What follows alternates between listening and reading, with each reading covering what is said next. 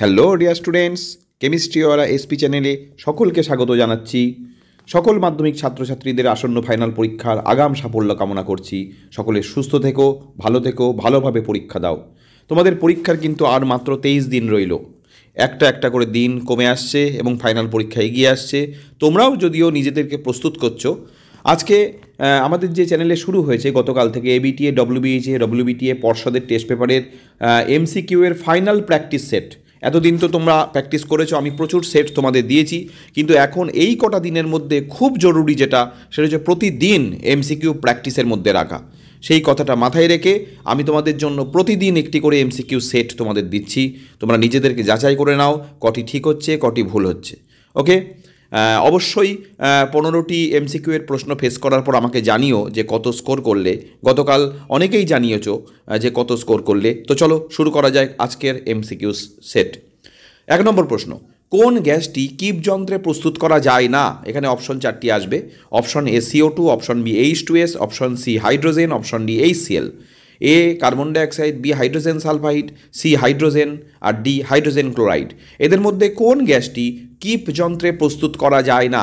অর্থাৎ একটি গ্যাস হবে যেটি কিপ যন্ত্রে প্রস্তুত করা যায় না, তাহলে 3টি গ্যাসের মধ্যে আছে যাদেরকে কিপ যন্ত্রে প্রস্তুত করা হয়। ক্লিয়ার? এই প্রশ্নটা কিন্তু বড় প্রশ্ন আকারেও রেডি করো। অলরেডি কাউন্টডাউন শুরু হয়ে গেল, তারপরে স্ক্রিনে তোমরা উত্তর দেখতে পারবে, তার আগে নিজেরা উত্তর দিয়ে নাও। সঠিক উত্তর হবে অপশন ডি HCl। মনে রেখো, carbon dioxide, hydrogen sulphide, hydrogen এদেরকে কিপ যন্ত্রে প্রস্তুত করা যায়। খুব গুরুত্বপূর্ণ প্রশ্ন। ওকে, এক্ষেত্রে তোমাদের যে কথাটা বলছিলাম যে 2 নম্বরের এই প্রশ্নটি আসে কিন্তু, যে কিপ যন্ত্রে প্রস্তুত করার ক্ষেত্রে কী কী শর্ত থাকে। ঠিক আছে, সেটা আমি তোমাদের বেশ কয়েকবার এই প্রশ্ন সামনে এসছে, আমি তোমাদের বলে দিয়েছি। ঠিক আছে, দেখে নিও। চলো কোয়েশ্চেন নাম্বার 2, স্থির আয়তনে আদর্শ গ্যাসের পি বনাম টি লেখটি। এখানে পি চাপ আর টি হচ্ছে পরম উষ্ণতা। এ মূলবিন্দুগামী সরলরেখা, বি সমপরাবৃত্তাকার, সি এক্স অক্ষের সমান্তরাল সরলরেখা, ডি কোনোটাই নয়। স্থির আয়তনে আদর্শ গ্যাসের চাপ বনাম পরম উষ্ণতার লেখচি কেমন হবে, লেখচিত্রটি কেমন হবে? কাউন্টডাউন চলছে, নিজেরা ঠিক করে নাও। তার আগে সঠিক উত্তর অবশ্যই অপশন এ মূলবিন্দুগামী সরলরেখা। চাপ এবং পরম উষ্ণতার লেখচিত্র ভিটি যেমন লেখচিত্র মূলবিন্দুগামী সরলরেখা হয়, ঠিক একই রকমভাবে স্থির আয়তনে আদর্শ গ্যাসের পিটি লেখচিত্রও কিন্তু মূলবিন্দুগামী সরলরেখা হয়। ক্লিয়ার? মনে রেখো, এখানে লেখচিত্র কিন্তু 4-5টা লেখচিত্র তোমাদের মনে রাখতে হবে। ভি বনাম পি, পিভি বনাম পি, ভি বনাম টি, পি বনাম টি, এরকম 4-5টা লেখচিত্র মনে রাখলেই মোটামুটি পেরে যাবে। এখান থেকে কিন্তু গ্যাসের চ্যাপ্টার থেকে লেখচিত্র একটা আসে। কোনো অবতল দর্পণের বক্রতা ব্যাসার্ধ 20 সেমি হলে ফোকাস দৈর্ঘ্য হবে। খুব কমন কোয়েশ্চেন তোমাদের কাছে। অপশন এ 32 সেমি, অপশন বি 16 সেমি, অপশন সি 10 সেমি, অপশন ডি 8 সেমি। এরকম কমন কোয়েশ্চেনই পরীক্ষায় আসবে, কিন্তু একদম সঠিক করে আসতে হবে, ভুল করলে কিন্তু হবে না। বক্রতা ব্যাসার্ধ 20 সেমি হলে ফোকাস দৈর্ঘ্য হবে এ বি সি ডির মধ্যে কোনটা হবে? সঠিক উত্তর অপশন সি 10 সেমি। কেন? কারণ আমরা জানি আর সমান 2f, অর্থাৎ বক্রতা ব্যাসার্ধ সমান 2 ইন্টু ফোকাস দৈর্ঘ্য। তাহলে এফ সমান কী হবে? r/2। তাহলে ফোকাস দৈর্ঘ্য সমান r/2 বক্রতা ব্যাসার্ধের অর্ধেক। যেহেতু বক্রতা ব্যাসার্ধ এখানে কত বলেছে? 20 সেমি, তাহলে ফোকাস দৈর্ঘ্য হবে 10 সেমি। ঠিক আছে। আচ্ছা, গতদিন আমি তোমাদের গ্রুপ সি সলভে কিন্তু r=2f এটা প্রমাণও করেছি, এবং অবতল দর্পণের ক্ষেত্রে r=2f প্রমাণ করো, এটাও কিন্তু পরীক্ষার জন্য ভীষণ গুরুত্বপূর্ণ। ঠিক আছে, মনে রেখো, r=2f প্রমাণ 2 নম্বরের প্রশ্নের জন্য বা বড় প্রশ্নের জন্য 3 নম্বরেও আসতে পারে। এটার জন্য রেডি করো r=2f প্রমাণ, আর এই অবজেক্টিভও কিন্তু তোমাদের আসে r=2f এর উপর অবজেক্টিভ। চলো কোয়েশ্চেন নাম্বার 4। নাও কোয়েশ্চেন নাম্বার 4, কঠিন পদার্থের দৈর্ঘ্য প্রসারণ গুণাঙ্ক x হলে আয়তন প্রসারণ গুণাঙ্ক হবে option A x, option B 3x, option C x/3, option D 2x। কঠিন পদার্থের দৈর্ঘ্য প্রসারণ গুণাঙ্কের মান বলেছে x, তাহলে আয়তন প্রসারণ গুণাঙ্ক এ বি সি ডির মধ্যে কোনটা হবে? x হবে, 3x হবে, x/3 হবে, নাকি 2x হবে? এক্ষুনি কাউন্টডাউন স্টার্ট হবে, হয়ে গেল। তোমরা নিশ্চয়ই খাতা পেন নিয়ে নিজের আগে উত্তর করে নিচ্ছ, তো লাস্টে কিন্তু আমাকে বলো। সঠিক উত্তর অপশন বি 3x, কারণ আমরা জানি আলফা সমান β/2 সমান γ/3, অর্থাৎ দৈর্ঘ্য প্রসারণ গুণাঙ্ক যা হয়, ক্ষেত্র প্রসারণ গুণাঙ্ক তার দ্বিগুণ হয় এবং আয়তন প্রসারণ গুণাঙ্ক তার 3 গুণ হয়। যেহেতু দৈর্ঘ্য প্রসারণ গুণাঙ্ক এখানে x দিয়েছে, সুতরাং আয়তন প্রসারণ গুণাঙ্ক 3 গুণ হবে, অর্থাৎ কত হবে? 3x হবে। বোঝা গেল? কারণ আমরা এই ফর্মুলা আমরা জানি যে আলফা সমান অর্থাৎ দৈর্ঘ্য প্রসারণ গুণাঙ্ক সমান ক্ষেত্র প্রসারণ গুণাঙ্ক বাই 2 সমান আয়তন প্রসারণ গুণাঙ্ক বাই 3। ওকে, মনে রেখো, প্রত্যেকটি প্রশ্ন কিন্তু বুঝে ভালো করে মনে রাখবে। নাও কোয়েশ্চেন নাম্বার 5, প্রিজমের মধ্যে দিয়ে সাদা আলোর বিচ্ছুরণে কোন বর্ণের আলোর চ্যুতি সর্বনিম্ন? খুব কমন কোয়েশ্চেন, কিন্তু ভালো করে প্রত্যেকটি প্রশ্ন ঠান্ডা মাথায় শুনতে হবে। ওভার কনফিডেন্ট হলেও চলবে না। অনেক স্টুডেন্ট আছে ওভার কনফিডেন্টে ভুল করে চলে আসতে পারে। ঠান্ডা মাথায় দেখতে হবে, প্রশ্ন ভালো করে পড়তে হবে। সঠিক উত্তর হবে অপশন এ লাল। প্রিজমের মধ্যে সাদা আলোর বিচ্ছুরণে লাল বর্ণের আলোর চ্যুতি সর্বনিম্ন, প্রায় সোজা পথে বেরিয়ে যায়, চ্যুতি খুবই কম। আর বেগুনি বর্ণের আলোর চ্যুতি সর্বোচ্চ, অর্থাৎ বেগুনি বর্ণ সবচেয়ে বেশি বিচ্যুতি ঘটে বেগুনি বর্ণের। এ প্রসঙ্গে বলে রাখি, লাল বর্ণের আলোর বেগ কিন্তু সর্বাধিক। লাল বর্ণের আলোর বেগ সর্বাধিক হওয়ার জন্যই কিন্তু এর বিচ্যুতি সর্বনিম্ন, ঠিক আছে, এর চ্যুতি সর্বনিম্ন। আর বেগুনি বর্ণের আলোর বেগ সবচেয়ে কম, যে কারণে বেগুনি বর্ণের চ্যুতি হয় সর্বোচ্চ। আরও একটা কথা এই প্রসঙ্গে তোমাদের বলে দিই, লাল বর্ণের আলোর প্রতিসরাঙ্ক কিন্তু সর্বনিম্ন। লাল বর্ণের আলোর প্রতিসরাঙ্ক সর্বনিম্ন, আর বেগুনি বর্ণের আলোর প্রতিসরাঙ্ক সর্বোচ্চ, কারণ আলোর বেগের সঙ্গে প্রতিসরাঙ্কের ব্যস্তানুপাতিক সম্পর্ক। নাও কোয়েশ্চেন নাম্বার 6। আন্তর্জাতিক নিয়ম অনুযায়ী নিউট্রাল তারের বর্ণ কী? দেখো, এ লাল, বি নীল, সি বেগুনি এবং ডি হলুদ। এ লাল, বি নীল, সি বেগুনি এবং ডি হলুদ। আন্তর্জাতিক নিয়ম অনুযায়ী নিউট্রাল তারের বর্ণ কোনটি হবে? সঠিক উত্তর অবশ্যই হবে অপশন বি নীল। কারণ জেনে রাখো তোমরা বাকিগুলো, আন্তর্জাতিক নিয়ম অনুসারে লাইভ তার বাদামি, নিউট্রাল তার নীল এবং আর্থ তার সবুজ এবং হলুদ বর্ণের হয়। এই কালার কোড কিন্তু পরীক্ষায় ভীষণ ইম্পর্টেন্ট, ঠিক আছে? কালার কোডিংটা কিন্তু মনে রেখো। আর একবার বলে দিই, আন্তর্জাতিক নিয়ম অনুসারে লাইভ তারের রং বাদামি, নিউট্রাল তারের রং নীল এবং আর্থ তারের রং সবুজ এবং হলুদ বর্ণের হয়, ঠিক আছে? কালার কোডিংটা কিন্তু মনে রেখো। ইতিমধ্যে 6টা এমসিকিউ প্রশ্ন তোমরা ফেস করলে, এখনও 9টি এমসিকিউ প্রশ্ন তোমাদের সামনে আসবে। চলো দেখো কী কী প্রশ্ন তোমাদের সামনে আসে, একটিও কিন্তু ভুল করো না। নাও কোয়েশ্চেন নাম্বার 7। লেঞ্জের সূত্র কোন সংরক্ষণ সূত্রের উপর প্রতিষ্ঠিত?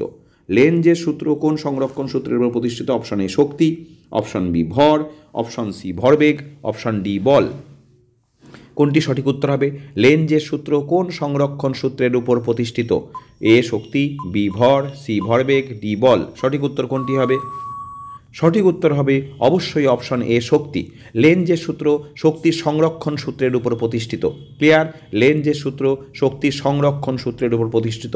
এ প্রসঙ্গে তোমাদের আমি বলে দিই, তড়িৎচালকীয় বল সংক্রান্ত ফ্যারাডের সূত্র এবং লেঞ্জের সূত্র, আর এই অ্যাম্পিয়ারের সন্তরণ নিয়ম, ফ্লেমিংয়ের বামহস্ত নিয়ম, এখানে পরপর এই 3-4টে সূত্র কিন্তু বড় প্রশ্ন রেডি রেখো তোমরা, এটা কিন্তু খুব ইম্পর্টেন্ট। লেঞ্জের সূত্র শক্তির সংরক্ষণ সূত্রের উপর প্রতিষ্ঠিত, এটা মনে রেখো, এটা অবজেক্টিভ প্রশ্ন আসে। আর লেঞ্জের সূত্রটা সরাসরি 2 নম্বরের প্রশ্ন আসে, ঠিক আছে? চলো 8 নম্বর প্রশ্ন এক্ষুনি আমাদের স্ক্রিনে আসবে। চলো 8। কোন তেজস্ক্রিয় রশ্মি ঋণাত্মক পাতের দিকে অগ্রসর হয়? ভালো করে দেখো, আলফা, বিটা, গামা 3টে তেজস্ক্রিয় রশ্মি আমরা জানি। অপশন এ আলফা রশ্মি, অপশন বি বিটা রশ্মি, অপশন সি গামা রশ্মি, অপশন ডি এক্স রশ্মি। এদের মধ্যে কোনটি ঋণাত্মক পাতের দিকে অগ্রসর হয়? ভালো করে দেখো, কোনটি ঋণাত্মক পাতের দিকে অগ্রসর হয়?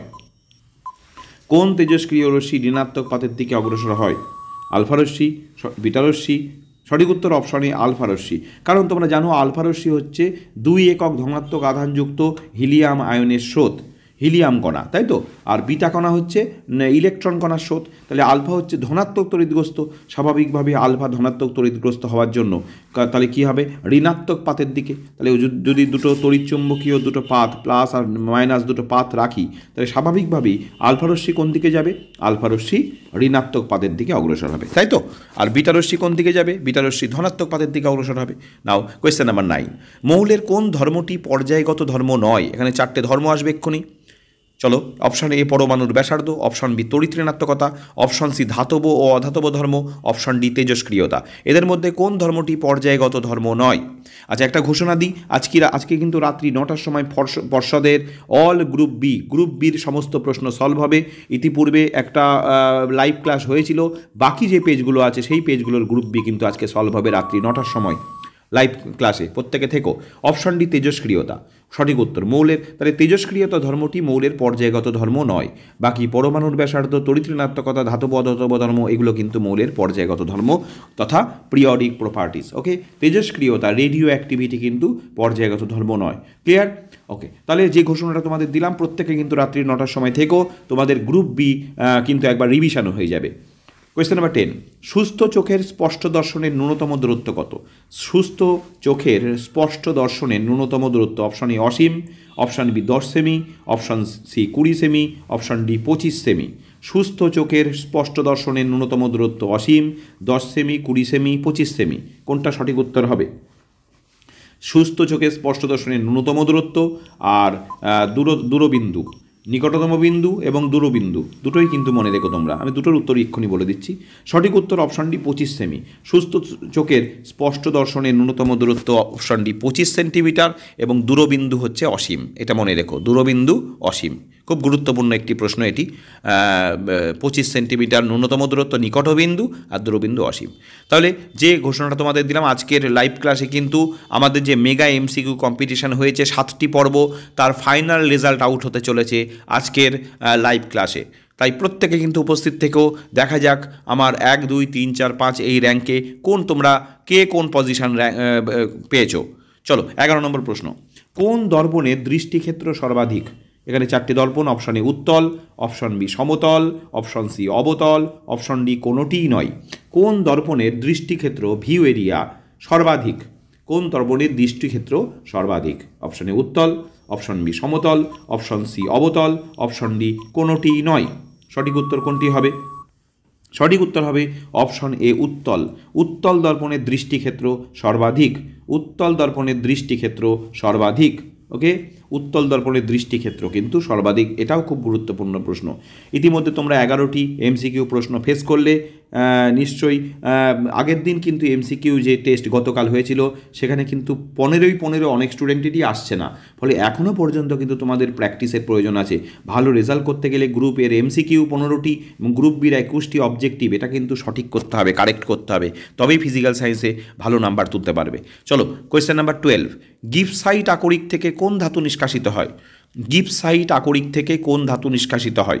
Option A copper, option B zinc, option C iron, option D aluminium. Gibbsite আকরিক থেকে কোন ধাতু নিষ্কাশিত হয়? অর্থাৎ এখানে 4টি যে ধাতু দেওয়া হয়েছে, কোন ধাতুর আকরিকের নাম হচ্ছে গিবসাইট? উল্টোভাবে যদি আমি বলি তাহলে কোন ধাতুর আকরিকের নাম গিবসাইট? সঠিক উত্তর কি? Option D aluminium. মনে রেখো, অ্যালুমিনিয়াম এর আকরিকের নাম হচ্ছে গিবসাইট। ওকে, কপার পাইরাইটস, জিঙ্কের জিঙ্ক ব্লেন্ড, আয়রনের রেড হিমাটাইট আর অ্যালুমিনিয়ামের প্রধান আকরিকের নাম বক্সাইট। এছাড়া গিবসাইটও কিন্তু অ্যালুমিনিয়ামের আকরিক। ক্লিয়ার? বোঝা গেল? এই জন্য আমি তোমাদের বলেছিলাম মূল আকরিকগুলো ছাড়াও একটু সাইডে দেখবে 1-2 করে আকরিক আছে, সেগুলোও কিন্তু একটু মনে রাখার চেষ্টা করো। Question number 13। কোন ধাতুর দৈর্ঘ্য প্রসারণ গুণাঙ্কের মান সব থেকে কম? এখানে এক্ষুনি 4টে ধাতু দেওয়া হবে, তাদের মধ্যে কার দৈর্ঘ্য প্রসারণ গুণাঙ্কের মান সব থেকে কম? অপশন এ লোহা, অপশন বি তামা, option C ইনভার, option D zinc. এই যে 4টে ধাতু তোমাদের সামনে এখন, এর মধ্যে সব থেকে রৈখিক প্রসারণ গুণাঙ্ক বা দৈর্ঘ্য প্রসারণ গুণাঙ্কের মান সব থেকে কম কোনটির? লোহা হবে, তামা হবে, ইনভার হবে নাকি জিঙ্ক হবে? এই বিশেষ গুণটি থাকার জন্য তাকে কিন্তু বিভিন্ন কাজে ব্যবহার করা হয়। মিটার স্কেল তৈরিতে ব্যবহার করা হয়। তোমাদের ক্লু দিলাম, সঠিক উত্তর অপশন সি ইনভার। ইনভার ধাতুর দৈর্ঘ্য প্রসারণ গুণাঙ্কের মান অতীব নগণ্য, প্রায় উষ্ণতা বৃদ্ধি করলে এর প্রসারণ হয় না বললেই চলে, এতই কম। ঠিক আছে, সেই জন্য এই বিশেষ গুণ থাকার জন্য ইনভারকে মিটার স্কেল তৈরি করার কাজে ব্যবহার করা হয়। এবার কোয়েশ্চেন নাম্বার 14 তোমাদের সামনে আসবে। ইথানলের সঙ্গে সোডিয়াম ধাতুর বিক্রিয়ায় কি উৎপন্ন হয়? অর্থাৎ ইথানলের সঙ্গে সোডিয়াম ধাতুর বিক্রিয়ায় কোন গ্যাস উৎপন্ন হয়? Option A hydrogen, option B carbon monoxide, option C carbon dioxide, option D methane. ইথানলের সঙ্গে ভালো করে দেখো, এই ছোট ছোট প্রশ্ন কিন্তু জৈব রসায়নের এখান থেকে ছোট ছোট প্রশ্ন তোমাদের আসে বিক্রিয়া সংক্রান্ত। খুব বেশি বিক্রিয়া তোমাদের জৈব রসায়নে নেই, যে কটা বিক্রিয়া আছে একটু মুখস্থ রেখো। তার মধ্যে আমি তোমাদের সাজেশন দিয়েছি, যেগুলো ইম্পর্টেন্ট সেগুলো বলেই দিয়েছি। ইথানলের সঙ্গে সোডিয়াম ধাতুর বিক্রিয়ায় কি উৎপন্ন হয়? Hydrogen, carbon monoxide, carbon dioxide নাকি মিথেন? সঠিক উত্তর কী হবে? কাউন্টডাউন কিন্তু অলরেডি চলছে। সঠিক উত্তর হবে অপশন এ হাইড্রোজেন। কারণ ইথানলের সঙ্গে সোডিয়াম ধাতুর বিক্রিয়ায় সোডিয়াম ইথক্সাইড উৎপন্ন হয় এবং হাইড্রোজেন গ্যাস উৎপন্ন হয়। ক্লিয়ার? তাহলে এখানে উত্তর হবে অপশন এ হাইড্রোজেন। ইথানলের সঙ্গে সোডিয়াম ধাতুর বিক্রিয়ায় হাইড্রোজেন গ্যাস উৎপন্ন হয়। প্রায় আমরা পৌঁছে গেলাম আজকের এমসিকিউ প্র্যাকটিস সেটের শেষ প্রশ্নে। এরপর 15 নম্বর প্রশ্ন তোমাদের সামনে আসবে। তোমরা কত 15 স্কোর করলে অবশ্যই আমাকে জানিও। ঠিক আছে, আর চেষ্টা করো এরপর যে কটা এমসিকিউ প্র্যাকটিস সেট প্রতিদিন দেবো প্রত্যেক দিন 15 পাওয়ার। চলো শেষ প্রশ্ন চলে এসছে।